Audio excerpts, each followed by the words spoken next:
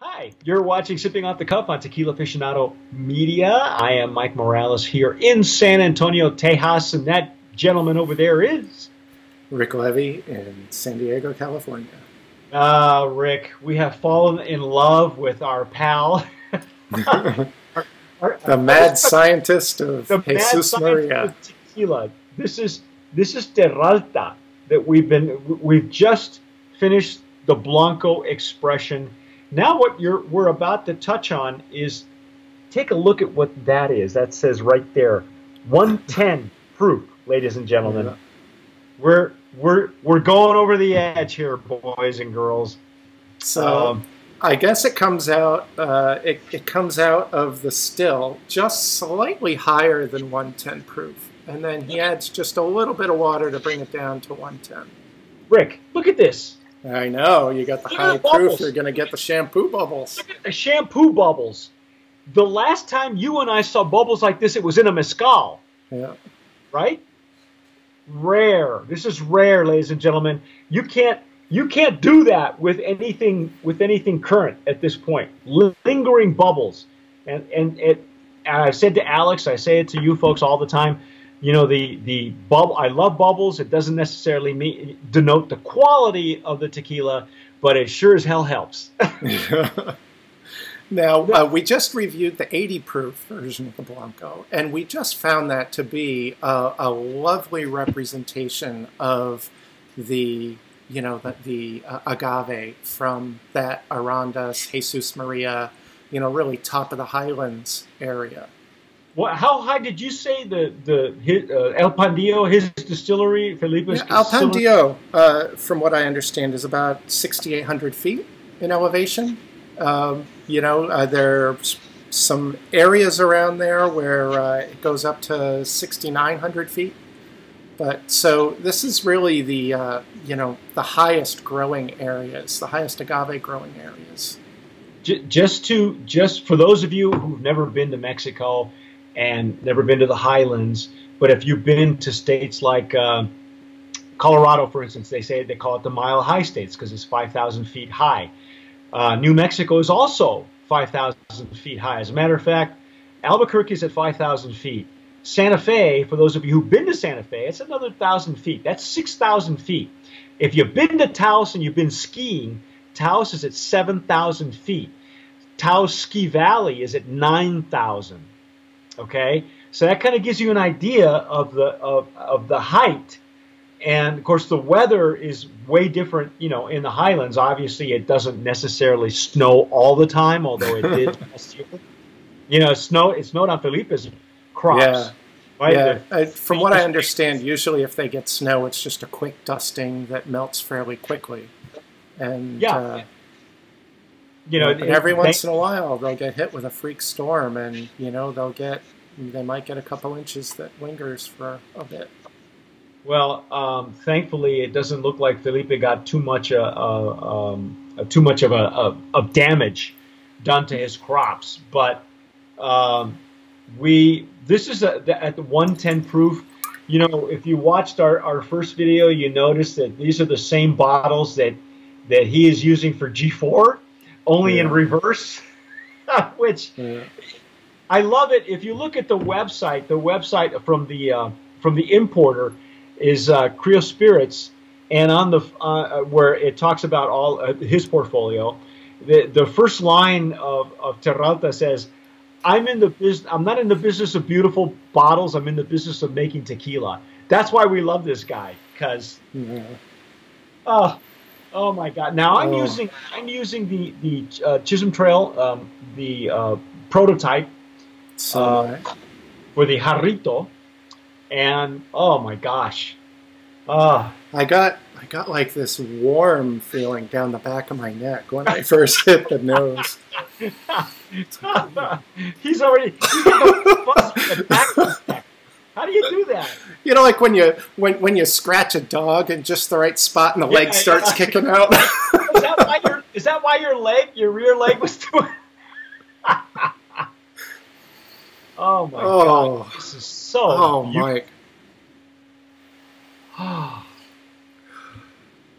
just to reiterate, we found a lot of similarities between Terralta and Pasote, which you, me, and Alex have all tasted this year, and the similarities stop in the fact that Pasote, we said, kind of leans more toward the funkiness, and he uses a blend of rainwater and well water, but Terralta is all well water, correct? Yeah. Yeah, for Pasote, he uses 60% well water. And so this is a brand, Three Badge brought this brand to him, I believe, to, craft their profile with them. And so for this, they've gone with something that, we're calling a little bit funky. And, they went with that mix of water. But, it's still a profile that I think is fabulous. Oh, yeah. We're not taking anything away from it. I mean, Felipe had to do something really difficult within a short span of time. He had to come up with 3 different lines of tequila, and for 3 different importers, and not step on his own feet, on his own tail. Yeah. And something Felipe had always wanted to do is to really showcase the difference between the well water and the rainwater that he captures. And so for G4, he does 50-50 well water and rainwater. And then for Terralta, he went with 100% well water. Wow! But what now? This is at 110 proof. So, as far as you said, and you spoke to him, right? You met him in San Diego at Cantina Mayahuel, which is a famous.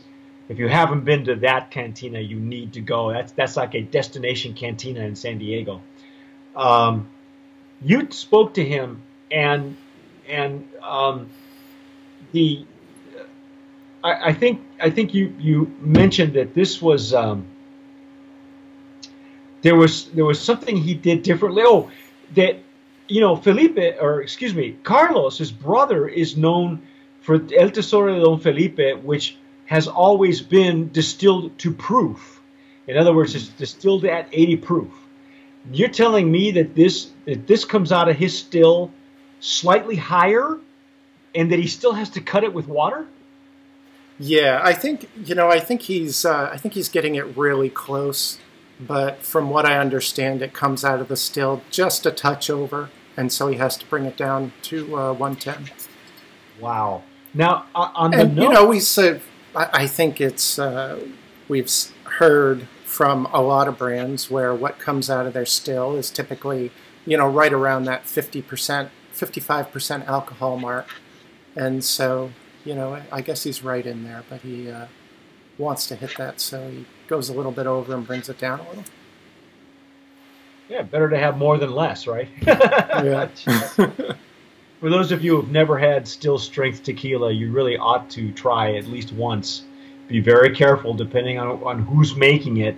It can be a little harsh. You're going to get that full blown agave punch, but that's what it's meant for. Yeah. It's really meant.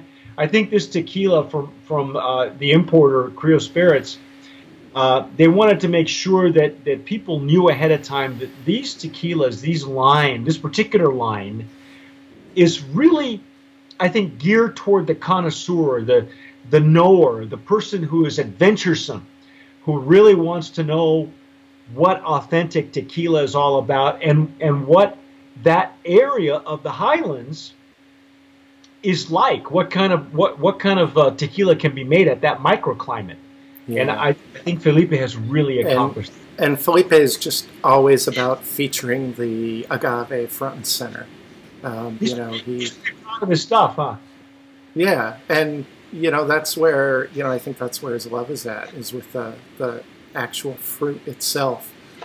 He always seems to, we'll get into the barrel-aged versions after this one, but it seems like he always takes a very light touch with the barrel, because he always wants the agave to be in the front.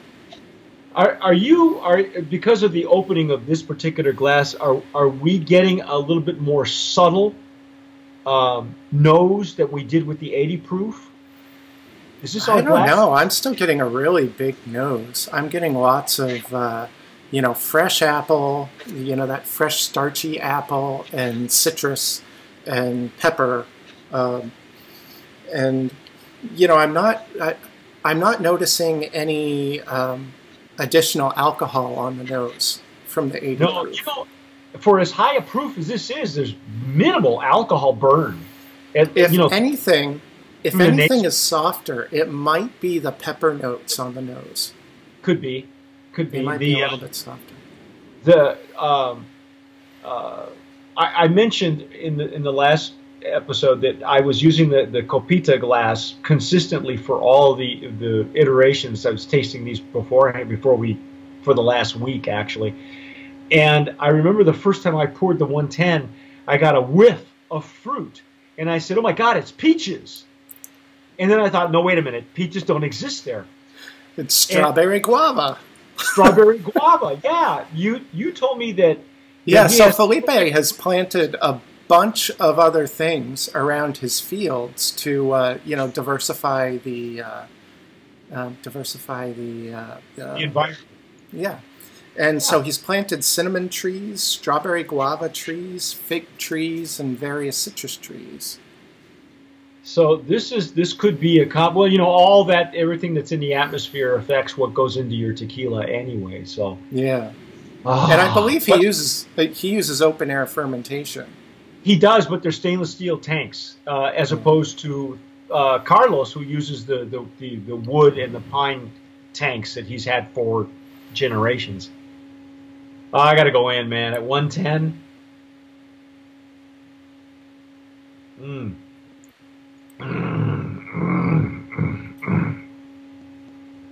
Oh.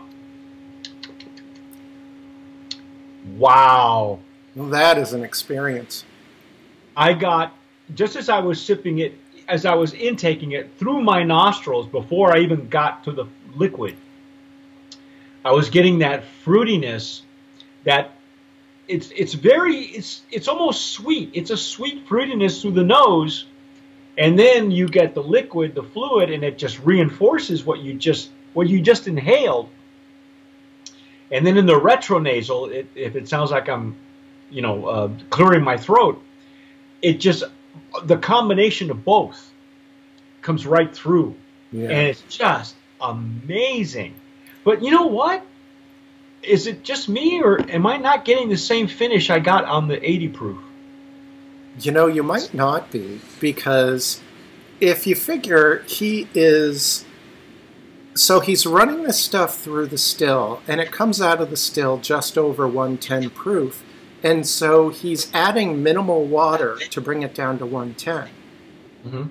Now, with the 80 proof, if that's coming out a little bit over 110, and he's watering it to bring it down to 80, then a lot more of the profile you get is going to be from the water.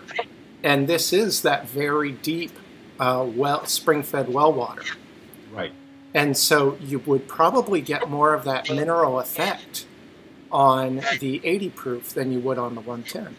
Well, maybe that explains it, because honestly, for a 110, I'm surprised that it doesn't feel as aggressive as some other 110s that you and I have had. Even Tapatio 110 is aggressive, and not for the faint-hearted. This one, I'm surprised. So the water itself would be softer in this one, because even if he's using the deep well water when he, waters the baked agave to get the juices, or, the water in the fermentation or distillation, that water's getting distilled. And so it's not as likely that those minerals from the water are going to make it through the still.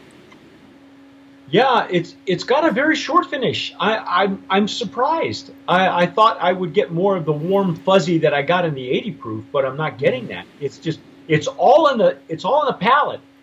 Yeah, and I'm getting a little bit of a warm buttery on the palate from the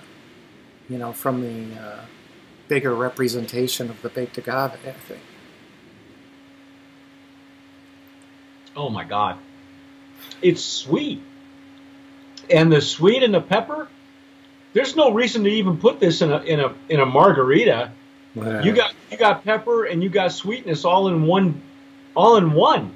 As long as you can handle the alcohol rising off the palate, you know. I mean, you will get that. Make no mistake, it's still 110 it's proof. A high proof. It's a high proof. It is meant to be not taken lightly. Let's put it that way, because stuff like this will sneak up on you very quickly. But no, okay. So we said that the Blanco would stand up to a cocktail. Certainly, the 110, if you wanted to venture that far, would be great in a Paloma, I suppose, or anything else. But I still wouldn't. You know, I would hate to put this in a cocktail. These are real aficionado tequilas that Felipe creates. Yeah, I think the importer wanted to make sure that you folks knew that this is a very adventuresome tequila. It's not for the faint-hearted. It is like I mentioned in the previous review, a wonderful representation of what that particular microclimate where El Pandillo is located can produce. And with the genius mind of Felipe Camarena, who is just mad sciencing the hell out of this stuff with his engineering degrees and his generations of family experience. Sure, and then building his own Taona. We talked about it in the first version, the first review. He built his own Taona made out of a steamroller, and it's called. We call it Frankenstein, but I think people are starting to call it Felipe Stein.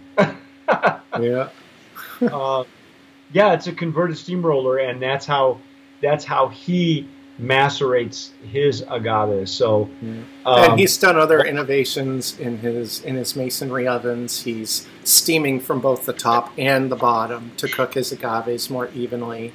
He's doing this great stuff where he captures the heat produced, the excess heat produced off of the stills, and brings that over to the holding tanks for the stuff that is about to go into the still. So he's already, before the stuff even gets to the still, it's already coming up to temperature, so that he has to use less energy to distill his tequila. Wow. I think some power companies could use his acumen. Holy cow, that's genius. Yeah. That's genius. Oh my God. And he probably built all that stuff himself too, probably. Yeah, he came up with it all himself. Oh my God. People ask him, it's like, well, why don't you patent this stuff? And he's like, I don't need to. Nobody else wants to do this. And I just love that, he's such a nerd about this stuff, because I am too. Wow. That's gorgeous. I think again, Rick, Brand of Promise nominee, absolutely. Legacy Overproof. Again, be aware, this is going to grab you by the shirt collar, but it's just going to tug at the shirt collar. It's not going to just, pull you in. It might pull you in for a nice big hug. Yeah, that's it. He's very tactile, but it is a beautiful, beautiful rendition. Thanks again to Creo Spirits for putting this together. This is the gnome number, in case you're wondering what gnome to look for. If you can't find that, maybe you can find Pasote or Artenome. Those are all Felipe Camarena's recipes, and I guess he and his son are now into it. G4, didn't you say G4? Yeah, he named G4 for his sons, the fourth generation distillers. Wow. Congratulations to Felipe. What a beautiful. Stick with us. Don't go away, because now we're going to go into the reposado, the aged categories, and there's some stuff in there that we need to discuss, Rick and I, and you'll see that coming up. Again, I'm Mike Morales here in San Antonio. That young man over there is Rick Levy in San Diego. You've been watching Sipping Off the Cuff on Tequila Aficionado Media, all of our platforms, Blog Talk Radio and iTunes and YouTube. Don't forget to subscribe wherever those buttons are. subscribe. You won't miss anything. And as we like to say here at HQ, tomar sabiamente. Sip wisely.